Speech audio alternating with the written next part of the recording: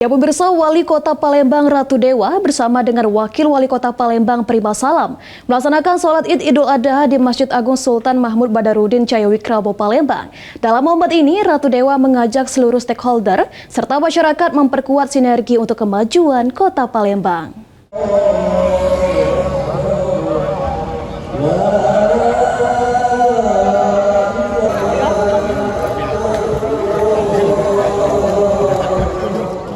Rayakan Hari Raya Idul Adha 1446 Hijriah, Wali Kota Palembang Ratu Dewa dan Wakil Wali Kota Palembang Prima Salam, serta jajaran pejabat di lingkungan pemerintah Kota Palembang melaksanakan sholat Id di Masjid Agung Sultan Mahmud Badarudin Cahyawikromo Palembang pada Jumat pagi 6 Juni 2025.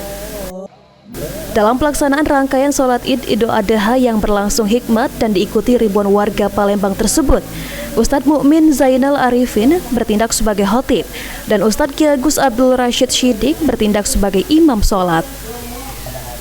Wali Kota Palembang Ratu Dewa menyampaikan, jika berbagai nilai terkandung dalam Hari Raya Idul Adha, yakni sosial, pengabdian, keimanan, dan ketakwaan, serta dalam pemerintahan yang harus mengorbankan pikiran, perasaan, waktu, hingga materi. Selain itu, di momen Idul Adha ini, kepemimpinan Wali Kota dan Wakil Wali Kota Palembang sudah memasuki 105 hari. Untuk itu, Ratu Dewa berharap adanya sinergi, kerjasama, dan kolaborasi untuk menjalankan amanah dari seluruh stakeholder serta masyarakat Kota Palembang. Ini adalah sebuah tauhidul ibadah kepada tauhidul ummah.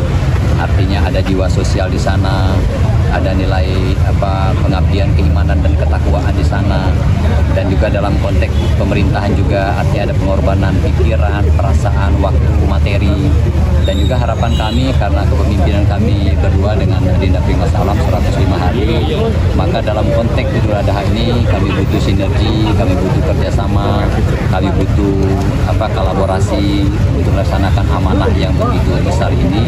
Insya Allah akan menjadi ringan bila kita dukung dari semua stakeholder yang ada dan juga masyarakat Kota Palembang.